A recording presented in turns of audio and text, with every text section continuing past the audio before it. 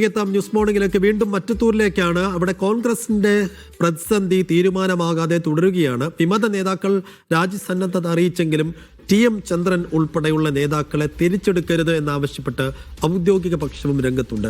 ഔദ്യോഗിക വിഭാഗം KPCC നേതൃത്വവുമായി കൂടുതൽ ചർച്ച നടത്തും. അഹമ്മദ് മുജ്തബ വിശദാംശങ്ങൾ നൽകും. മുജ്തബ, മറ്റത്തൂരിൽ കൂടുതൽ ചർച്ചകൾ വേണ്ടിവരും. റോജി എം ജോണിന് ഇനിയും അവിടെ സമയം ചെലവഴിക്കേണ്ടി വരും.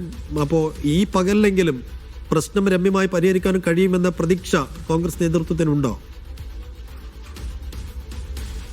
വളരെ പെട്ടെന്ന് തീരുന്ന ഒരു പ്രശ്നമല്ല മറ്റത്തൂരിൽ എന്നത് നമ്മൾ ഒപ്പം വായിക്കണം. കാര്യം റോജി എം ജോൺ 2 സിറ്റിംഗ് നടത്തിയെങ്കിൽ പോലും ആ വിഷയത്തിൽ ഇരുവിഭാഗവും അവരുടെ നിലപാടുകളിൽ അയയാതെ ഏതെങ്കിലും തരത്തിൽ ഒരു സമവായത്തിന് രണ്ടും ക്ലെയിം വെച്ചുകൊണ്ടാണ് മുന്നോട്ട് പോകുന്നത്. അതുകൊണ്ട് അത് വളരെ പെട്ടെന്ന് ഒരു സമവായത്തിലൂടെ തീർക്കാവുന്ന ഒരു പ്രശ്നമല്ല. കാര്യം ഈ ലോക്സഭാ തെരഞ്ഞെടുപ്പ് മുമ്പ് തന്നെ തൃശ്ശൂരിലെ പാർട്ടി പ്രശ്നങ്ങൾ അതിഗുരുതരമായി തന്നെ അവിടെ അവശേഷിക്കുന്ന ഒരു സാഹചര്യമുണ്ട്.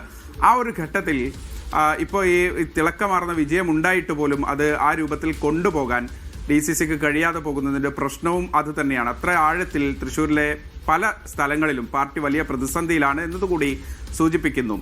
DCC ഏറ്റവും പ്രധാനമായി ഈ പ്രശ്നത്തിനൊരു പരിഹാരത്തിന് മുന്നോട്ട് വെച്ചൊരു കാര്യം ആകെ ഇപ്പോൾ മറ്റത്തൂരിലുള്ള പ്രസിഡന്റ്, വൈസ് പ്രസിഡന്റ് സ്ഥാനങ്ങൾ രാജിവെക്കുക എന്നുള്ളതാണ്. അങ്ങനെയെങ്കിൽ മറ്റു നടപടികളെല്ലാം പിൻവലിക്കുകയും അത്തരം കാര്യങ്ങളിലേക്ക് പോവുകയും ചെയ്യും എന്നതുൾപ്പെടെയാണ്. അപ്പോഴാണ് രാജിവെക്കാൻ തയ്യാറാണ്, പക്ഷെ നടപടികൾ പിൻവലിക്കണം എന്നതുൾപ്പെടെയുള്ള ക്ലെയിം മറ്റൊരു ഭാഗത്ത് നിന്ന് വരുന്ന. അപ്പോഴും വീണ്ടും ഗ്രൂപ്പ് പോലും സജീവമാവുകയാണ്. അതായത് ചന്ദ്രൻ ഉൾപ്പെടെയുള്ള ആളുകൾക്കെതിരെ സ്വീകരിച്ച നടപടി പിൻവലിക്കണം എന്നൊരു വിഭാഗം പറയുമ്പോൾ അത് പറ്റില്ല എന്ന് ഔദ്യോഗിക വിഭാഗം പറയുന്നു. അങ്ങനെ ഒരു ചേരിതിരിഞ്ഞുള്ള ഒരു രാഷ്ട്രീയത്തിനപ്പുറത്തേക്ക് ഉൾപാർട്ടി പ്രശ്നങ്ങൾ കൂടുതൽ പാർട്ടിയെ പ്രതിസന്ധിയിലാക്കുന്നു. ഈ പാർട്ടി വലിയ പ്രതിസന്ധിയിലേക്ക് പാർട്ടിക്കകത്ത് തന്നെയുള്ള വലിയ വെല്ലുവിളി നേരിടുന്നു എന്നത് തന്നെയാണ് മറ്റത്തൂരിലെ മാത്രമല്ല തൃശ്ശൂരിലെ ആകെ DCCയുടെ ഒരു പ്രശ്നം എന്ന് പറയുന്നത്. മറ്റൊരു കാര്യം കൂടിയുണ്ട്. ഈ വിഷയത്തിൽ ഏതെങ്കിലും തരത്തിൽ ചർച്ചകളുമായി മുന്നോട്ട് പോവുകയും ഒരു സമവായത്തിന് കളം ഒരുങ്ങുകയും ചെയ്താൽ പോലും അപ്പോഴും ഈ മറ്റത്തൂരിൽ നിലവിലുള്ള ഭരണം സംബന്ധിച്ച് ഏത് നിലപാട് സ്വീകരിക്കും, അത് KPCC എന്ത് നിലപാട് സ്വീകരിക്കും എന്നുള്ളത് കൂടി ഒരു പ്രശ്നമാണ്.